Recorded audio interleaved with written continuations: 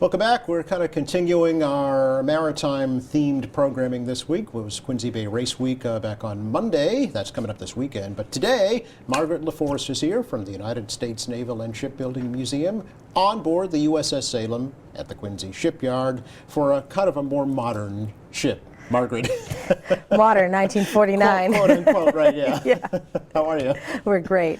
Good to see you. Thanks for coming over. Always a pleasure. I really appreciate everybody's efforts here at QATV. Yeah, it's funny. We were just talking before the program about the history that we have with the Salem and how it all started. Well, it's 1994, right, is when it first arrived in the city. Yes, but it was in 1988 or 89 when I was a student at Broadmeadows in Ron Adams' classroom, and we were just sharing some memories from that, where we started our oral history interviews of shipyard workers. That's right. And we were at your QATV studio on School Street. Yep. And you've got quite the archive of history for us. Yes, indeed. Well, at first, the city was hoping to get the USS Lexington, an aircraft carrier, right? But it wouldn't fit through the Fall River Bridge. And I think, thank God, every day I don't have aircraft-sized carrier-sized problems, and we just have, you know, a heavy cruiser. Just a 717-foot heavy cruiser. Quincy built. Yeah. We should mention. So of course. It itself is part of the history of the city as well. Yes, and the USS Salem is part of the Historic Naval Ships Association, which is an international organization. I'm actually serve on their board of directors, and the Battleship Cove, which has the Massachusetts and the Kennedy, which are Quincy built, and of course my first love, the USS Lexington down in Texas, are also active in that organization. Yeah. Yeah, so this has been a big part of your life for a long time, too. It has. Since 5th grade, really, right? Yeah, 7th grade. 7th grade. Yep. Okay. So you're committed to it. Quite a Quincy Public Schools education. I think Ron Adams invented experiential learning with our class. So why do you love this so much, Margaret? Oh, geez, Joe. Honestly, you know, what started as a student project, but was something that I continued into high school, and I was saying how when the ship came in, Mayor Sheets at the time mailed me a plane ticket to come home from college in Florida, and as an adult started volunteering, and you know, really it was life after elected office, and I said I'm involved in so many good causes in the city, and this community has such heart, right? Really, people just give, whether it's through you know, the Housing Community Council, the Neighborhood Association, through youth sports and the yacht clubs. You talked about Quincy Bay Race Week, such a fun family activity for me. But you know, as I contemplated what matters with my time in philanthropy, it came back to just the USS Salem kind of being undervalued, under-resourced, and just thought I am going to put my efforts there.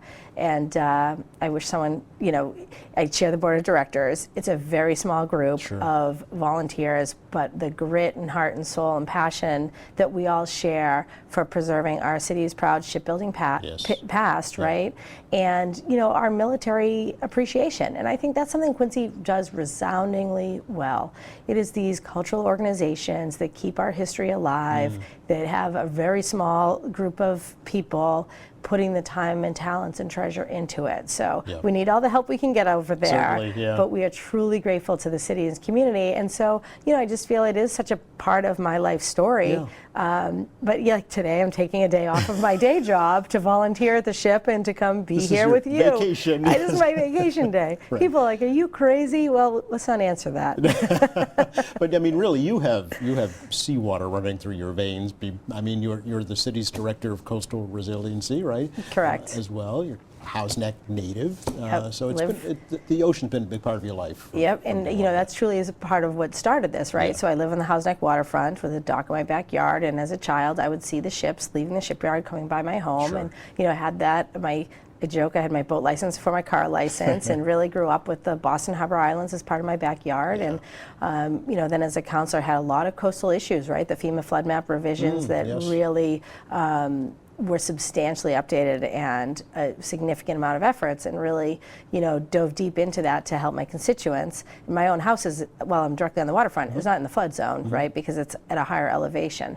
But yeah, you know, coastal matters, maritime matters, military matters are, you know, of personal concern. My dad served in the Air Force. I have a long family history of military service in the Navy, especially, and also Army during World War II. So just something I personally feel I give my time and talents to. It's a great story, your personal story, but the Salem is a great story, and that's too. what we're here for today, right? I know. Yeah. Let's show some pictures, right? Let's do it. Yeah, speaking of the Salem, let's show her off in her full glory. Yes, so this was something I'm super excited about. This is called Dressing Ship. And Looks so awesome. people are seeing this, with the tall ships in Sail Boston this past week. You've seen the signal flag. So Dressing Ship happens on dates authorized by the United States Navy. Okay. And so Flag Day, 4th of July, the ship's birthday, are typically holiday celebrations or special occasions would be when you'd go through the Dressing Ship. And this, we were able to acquire the signal flags and the cable line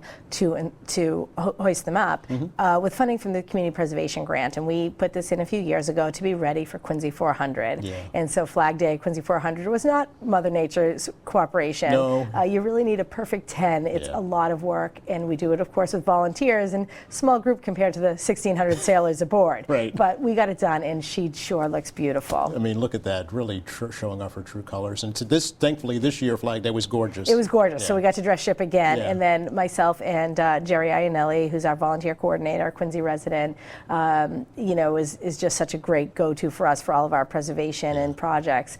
And we were part of the Grand Marshals of the Flag Day Parade with the history keepers that the mayor recognized. So truly an honor. Nice, nice, nice. Speaking of restorations, we have some photos to show folks of before and after restoration projects that are going on, right? Yeah. On board. Yeah, there's a lot going on, I know. And it's fun, we'll talk about this in just a second. Sure. I just want to mention how 10,000 hours per year your volunteers donate. Volunteer labor. Yeah. It's a value of over $350,000. It's incredible. It's and, incredible. and honestly, we're Yep. probably light in our calculations.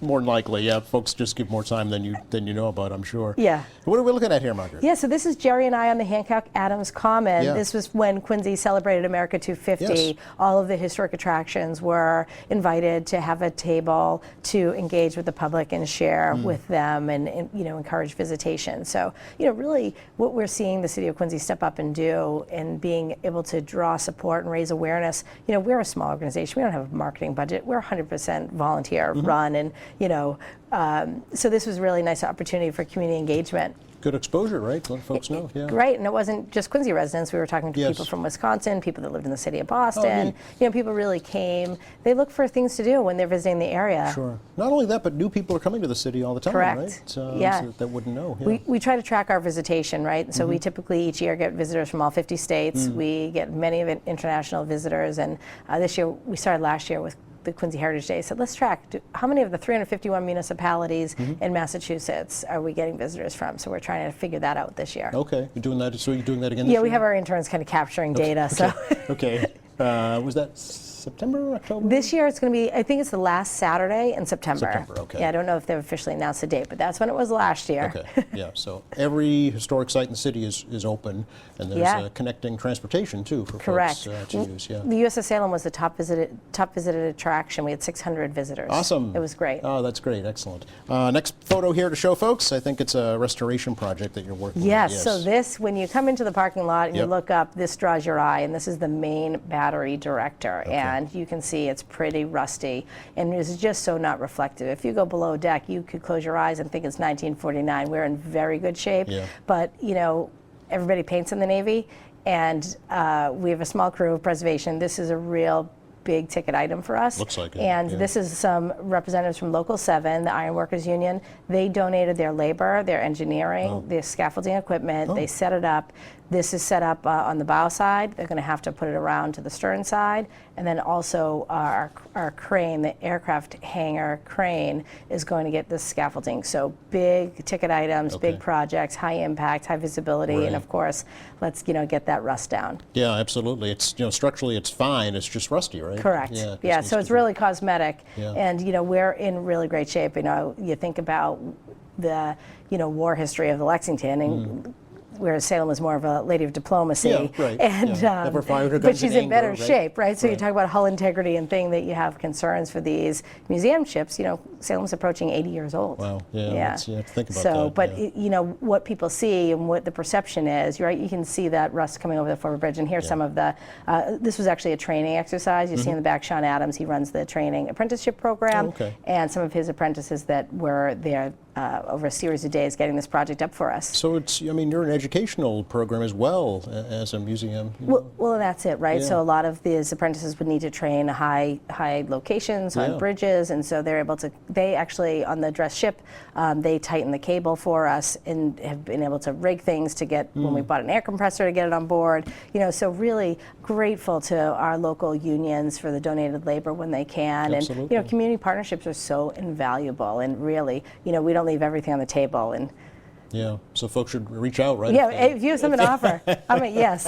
And too, it goes the other way, right? Yeah. When it's, Well, right. hey, we want to do something, I'm happy to work you to yes. And if you see us as a resource, by all means. Maybe a neat venue for some event, Yeah, we try. We hosted last year some outdoor movies on the Yeah. Fantail. We partnered with Coolidge Corner Theater. I think we're going to do that again September and October. Okay.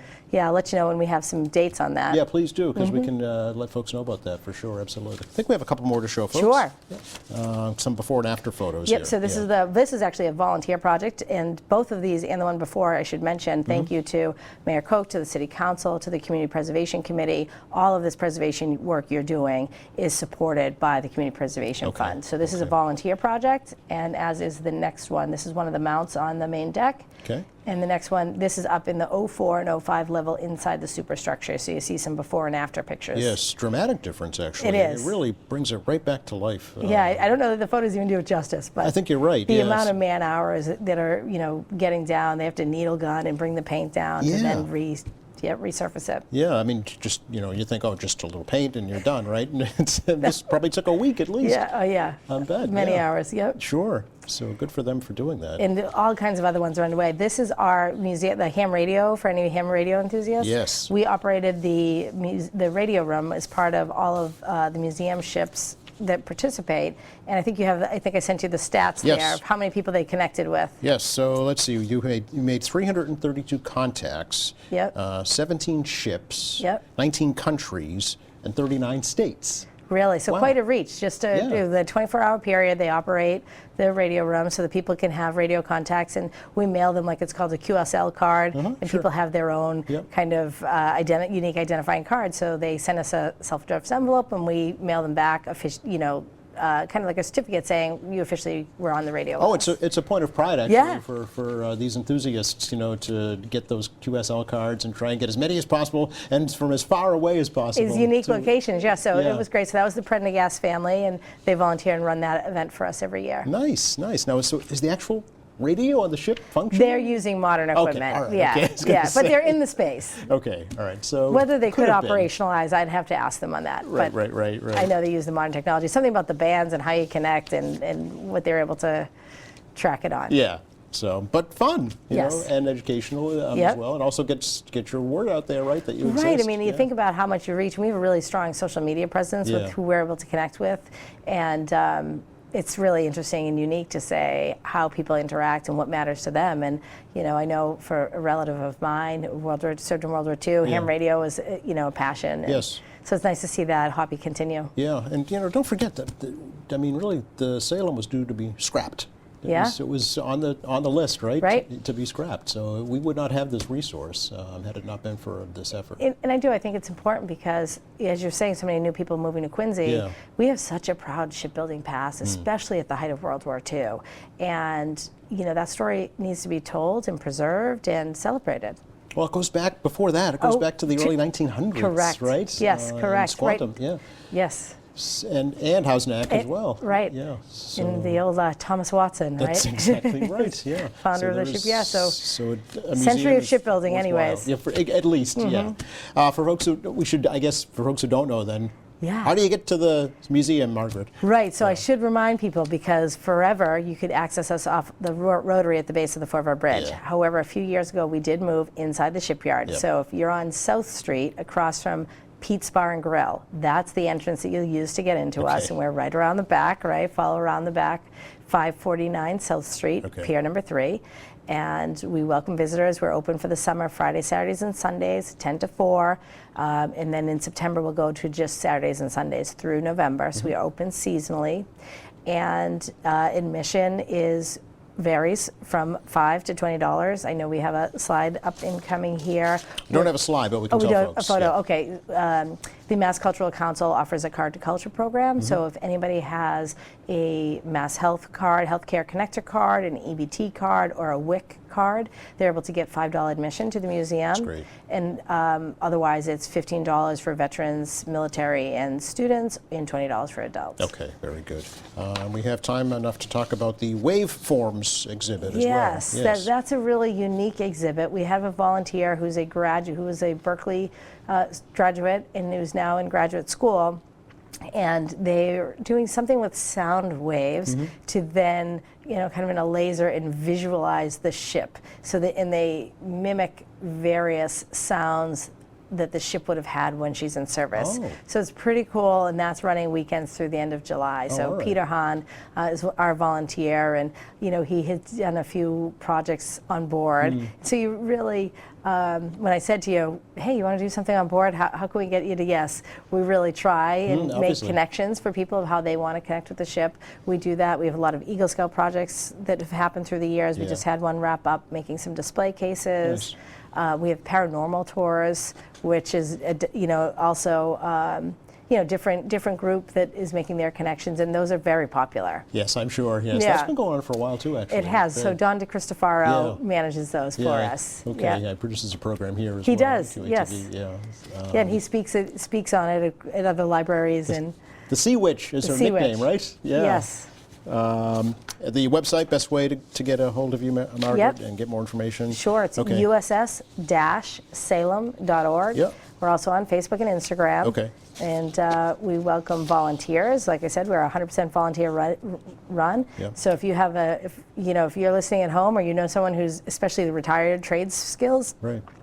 we have a really great familial group of doing everything from painting and projects to, running our HVAC system, or marketing and visitor experience and Yeah. giving guides. And so we are participating in the Quincy Ambassadors Program.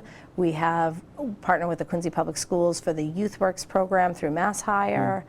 Bob Damon has the History and Heritage Docent Program. So we have a lot of people on board supporting us, but it's increases in the summer, but we could use a lot of help. So Sure. you don't have to be retired. I'm not retired. That's right. I'm busy. I still make time. So anybody interested, we'd love to have you. We love hearing stories. Almost every weekend we have somebody who, I worked at the shipyard, my relative worked at the shipyard, a crew member of the Salem or their family. Yep. And those are the stories. And to your point of my why and why do I keep going, that's what drives It's me. for the people. Yeah.